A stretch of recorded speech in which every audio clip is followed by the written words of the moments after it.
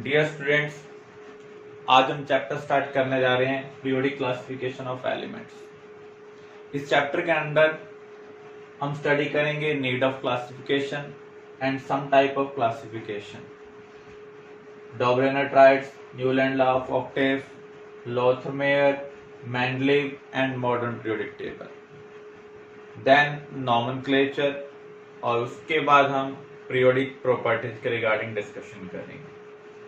तो फर्स्ट हम कवर करने जा रहे हैं why do we need classification. Beginning में जो नंबर ऑफ एलिमेंट्स थे वो बहुत कम डिस्कवर हुए थे, तो उनकी प्रॉपर्टीज को हम रिमेंबर कर सकते थे, लेकिन विद टाइम जब नंबर ऑफ एलिमेंट्स इंक्रीज होते गए तो सभी एलिमेंट की प्रॉपर्टीज हम याद नहीं कर सकते थे। तो हमें एलिमेंट्स को ग्रुप करने की रिक्वायरमेंट हुई, जिनकी प्रॉपर्टी एक जैसी है उनको हमने एक साथ ग्रुप कर दिया ताकि हम एक एलिमेंट की प्रॉपर्टी याद रखें और अदर एलिमेंट की प्रॉपर्टी रिलेशनशिप के बेस पर रिलेट कर पाए। इसलिए हमें एलिमेंट्स को क्लासिफाई करने की रिक्वायरमेंट हुई।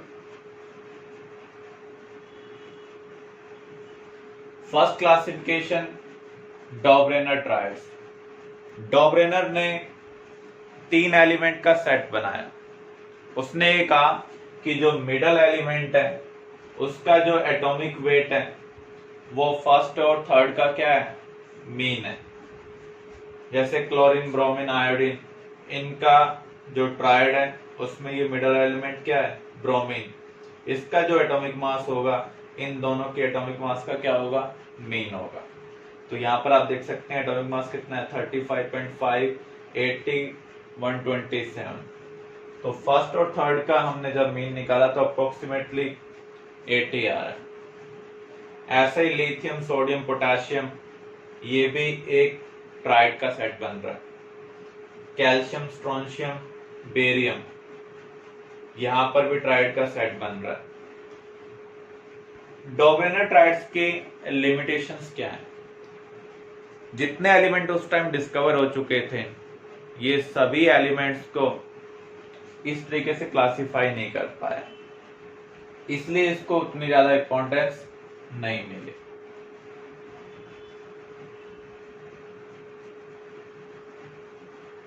नेक्स्ट है न्यूलैंड लॉ ऑफ ऑक्टेव।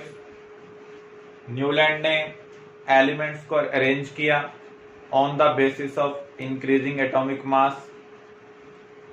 उसने क्या ऑब्जर्व किया, फर्स्ट एंड 8th एलिमेंट जो रेस्पेक्टिव है उनका जो प्रॉपर्टीज हैं वो क्या है, सिमिलर है। तो हम ये कह सकते हैं जो प्रॉपर्टीज हैं वो सर्टेन इंटरवल के बाद क्या हो रही हैं, रिपीट हो रही हैं।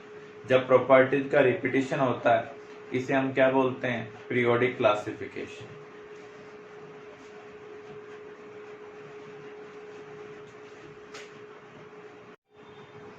तो यहाँ पर एलिमेंट्स को हम इंक्रीजिंग एटॉमिक मास के बेस पर अरेंज कर रहे हैं।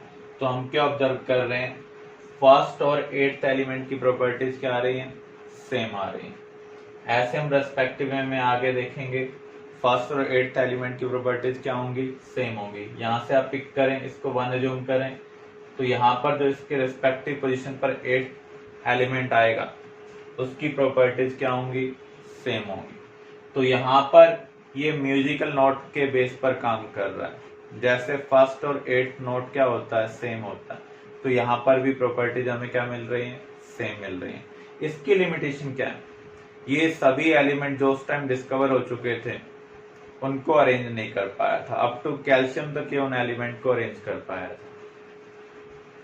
दूसरा, जैसे नोबल गैस की डिस्कवरी हुई तो उस केस में ये पैटर्न डिस्टर्ब हो गया, तो उस केस में ये रूल वैलिड नहीं रहा कि फर्स्ट और 8th एलिमेंट की जो प्रॉपर्टीज हैं वो क्या है, सिमिलर। लोथरमेयर ने भी एलिमेंट्स को एटॉमिक मास के बेस पर अरेंज किया। उसने एक ग्राफ बनाया, atomic volume versus atomic weight. तो जब उसने सभी एलिमेंट्स को अरेंज किया तो उसने क्या ऑब्जर्व किया, जिन एलिमेंट की प्रॉपर्टी सिमिलर है उनको ग्राफ में सिमिलर पोजीशन मिल रही है। जैसे यहां पर अगर आप ध्यान से देखें, जो ग्रुप 1 एलिमेंट है इनकी प्रॉपर्टी सिमिलर है, ये ग्राफ में पीक पोजीशन पर प्रेजेंट है। ऐसे ही असेंडिंग पोजीशन पर क्या प्रेजेंट होते हैं, हैलोजन। डिसेंडिंग पोजीशन पर क्या प्रेजेंट होते हैं, एल्कलाइन अर्थ मेटल। ये अल्कलाइन अर्थ मेटल के लिए है, ऐसे ये भी किसके लिए है, एल्कलाइन अर्थ मेटल के लिए। तो डिसेंडिंग पोजीशन पर क्या प्रेजेंट है, alkaline earth metal. Ascending position पर हैलोजन। अगर मैं इसको x, y और z रिप्रेजेंट करूं तो मैं क्या कहूंगा, x रिप्रेजेंट कर रहा है हैलोजन को, y रिप्रेजेंट कर रहा है एल्कलाइन अर्थ मेटल को, z रिप्रेजेंट कर रहा है एल्कलाइन मेटल्स को।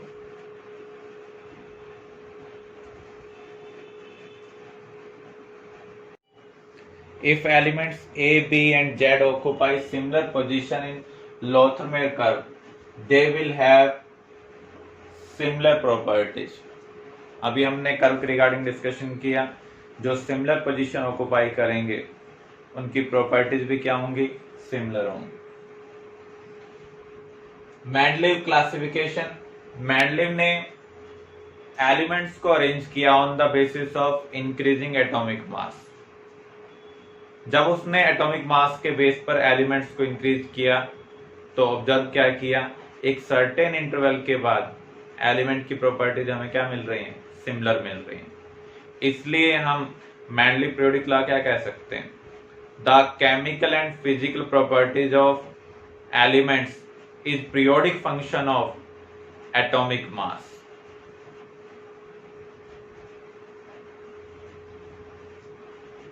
मेंडलीव ने एलिमेंट्स को अरेंज किया on the basis of physical properties and chemical properties. और केमिकल प्रॉपर्टीज किसके रिस्पेक्ट में देखी हैं, ऑक्सीजन, हाइड्रोजन एंड हैलोजन।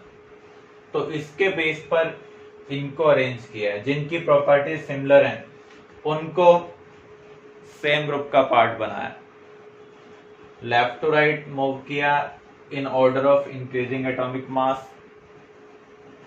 जैसे ही उसने एटॉमिक मास इंक्रीज करते हुए अरेंज किया, उसने देखा कि जो प्रॉपर्टीज हैं इनमें से किसी से मैच कर रही हैं, तो उसने नेक्स्ट हॉरिजॉन्टल कॉलम इंट्रोड्यूस कर दिया। तो यहां पर लिथियम और पोटेशियम की प्रॉपर्टीज क्या है, सिमिलर है। तो एक जैसी वाले प्रॉपर्टीज के एलिमेंट एक वर्टिकल कॉलम के अंदर प्रेजेंट है। इन वर्टिकल कॉलम्स को हम क्या बोलते हैं, ग्रुप बोलते हैं। और हॉरिजॉन्टल कॉलम को हम क्या बोलते हैं, पीरियड। तो यहां पर 8 वर्टिकल कॉलम है, 8 ग्रुप्स हैं और 7 पीरियड्स हैं। फर्स्ट टू 7 ग्रुप, इनको सब ग्रुप में डिवाइड किया गया है। हर ग्रुप के अंदर कितने सब ग्रुप हैं, 2 सब ग्रुप हैं, सब ग्रुप ए, सब ग्रुप बी। लेकिन जो 8th ग्रुप है उसमें 3 एलिमेंट प्रेजेंट है, जबकि यहां पर आप देख सकते हैं एक बॉक्स के अंदर 2 एलिमेंट प्रेजेंट है। तो यहां पर इसको 3 पार्ट में डिवाइड किया गया है। मेंडलीव ने जब टेबल दी थी उस टाइम 63 एलिमेंट्स डिस्कवर हो चुके थे। अभी हम ये डिस्कशन कर ही चुके हैं। 8 वर्टिकल कॉलम है जिनको हम क्या बोल रहे हैं, ग्रुप्स। 7 ग्रुप्स को हमने डिवाइड किया, सब ग्रुप ए, सब ग्रुप बी। 8 ग्रुप के अंदर 9 एलिमेंट्स हैं, इसका मीनिंग उसको हमने 3 के ग्रुप में डिवाइड किया हुआ है। कितने हॉरिजॉन्टल रोज हैं, 7। तो यहाँ पर पीरियड्स कितने हैं, 7 है। जब हमने एलिमेंट्स को अरेंज किया तो हमें बेनिफिट क्या मिला। First benefit, systematic study of elements. किसी भी ग्रुप के अंदर जो एलिमेंट्स प्रेजेंट है उनकी प्रॉपर्टीज क्या है, सिमिलर है। अगर हम एक एलिमेंट की प्रॉपर्टी याद कर लेते हैं तो हमें सभी एलिमेंट की प्रॉपर्टीज के बारे में पता होगा उस ग्रुप के अंदर जो प्रेजेंट है, तो जिससे हम सिस्टमैटिकली एलिमेंट्स को क्या कर सकते हैं, स्टडी कर सकते हैं।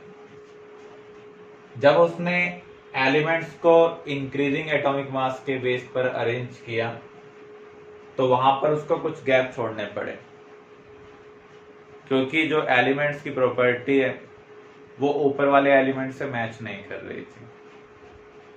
तो उस गैप के लिए उसने ये कहा कि फ्यूचर में कुछ एलिमेंट डिस्कवर होंगे जिनकी प्रॉपर्टीज इनसे मैच करेंगी। ऐसे ही एल्यूमिनियम के नीचे उसको गैप छोड़ना पड़ा, तो उसने कहा कि फ्यूचर में एक ऐसा एलिमेंट डिस्कवर होगा जिसकी प्रॉपर्टीज एल्यूमिनियम जैसी होगी। उसने न्यू एलिमेंट का नाम क्या दिया? इका एल्यूमिनियम। इका का मीनिंग क्या होता है? Similar.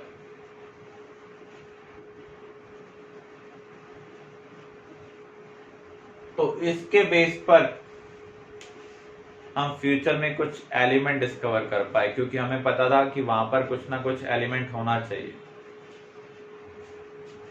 Correction of atomic mass. पहले जो केमिकल प्रॉपर्टीज के बेस पर कुछ इनकरेक्ट कैलकुलेशन की गई थी atomic mass relevant beryllium, gold, platinum के लिए, उसने हाइड्रोजन, ऑक्सीजन और हैलोजन के रिएक्शन के बेस पर वैलेंसी को डिटरमाइन किया। इस एलिमेंट की वैलेंसी ये, और इक्विवेलेंट मास को वैलेंसी से मल्टीप्लाई कर कर ऑब्टेन किया एटॉमिक मास। पहले जो बेरिलियम था उसका एटॉमिक मास उसने इनकरेक्टली कैलकुलेट किया हुआ था, लेकिन हैलोजन, हाइड्रोजन और ऑक्सीजन के रिएक्शन के बेस पर उसने वैलेंसी को करेक्टली डिटरमाइन किया और एटॉमिक मास में करेक्शन की, क्योंकि जो प्रॉपर्टीज थी वो पुरानी वैलेंसी के अकॉर्डिंग मैच नहीं कर रही थी। तो उसने इसके हिसाब से एटॉमिक मास में भी करेक्शन की। Defects of Mendeleev table. Hydrogen की प्रॉपर्टीज एल्कलाई मेटल और हैलोजन दोनों से मैच करती है, इसलिए इसकी पोजीशन को हम प्रॉपरली डिसाइड नहीं कर पाए। तो इसकी पोजीशन क्या है? एम्बिगुअस है। एक ग्रुप के अंदर जो एलिमेंट प्रेजेंट होते हैं उनकी प्रॉपर्टीज क्या होनी चाहिए? सिमिलर होनी चाहिए, लेकिन कुछ ऐसे पेयर भी उसने अरेंज कर दिए जिनकी प्रॉपर्टी सिमिलर नहीं थी, तो ये कुछ इरेगुलरिटीज है वहां पर। Position of isotope. जो मैंडली टेबल है वो इंक्रीजिंग एटॉमिक मास के बेस पर अरेंज की हुई है, जबकि आइसोटोप का एटॉमिक मास क्या होता है? डिफरेंट होता है। तो उसने एक एलिमेंट के लिए एक ही position the.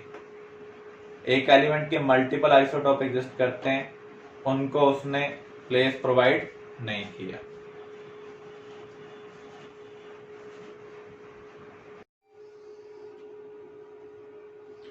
Mendeleev gave more importance to dash while arranging the elements in long form of periodic table. Mendeleev ने जो एलिमेंट्स अरेंज किए थे वो किसके बेस पर अरेंज किए थे? एटॉमिक मास के बेस पर अरेंज किए थे। तो यहां पर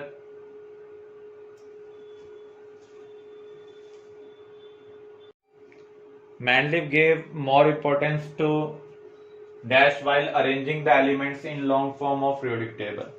जो मैंडली टेबल है वो किसके ऊपर बेस्ड है? एटॉमिक मास के ऊपर बेस्ड है। एका एल्यूमिनियम को हम क्या बोलते हैं? गैलियम। एका बोरॉन स्कैंडियम। एका silicon germanium.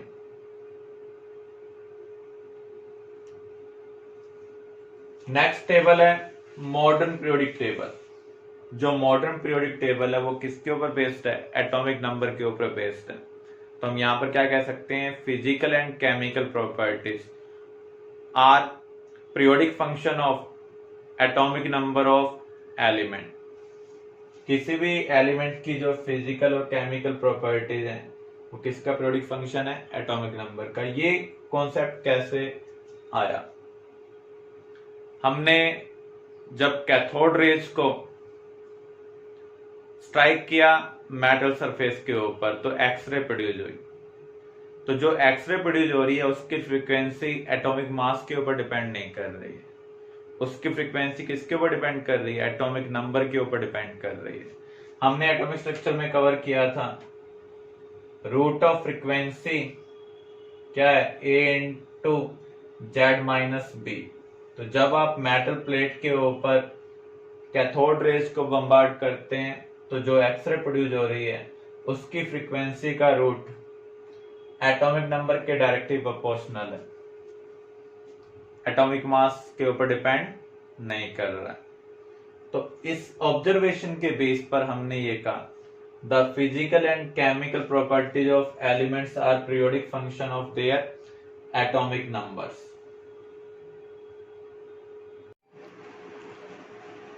In this classification जो हम एलिमेंट्स अरेंज कर रहे हैं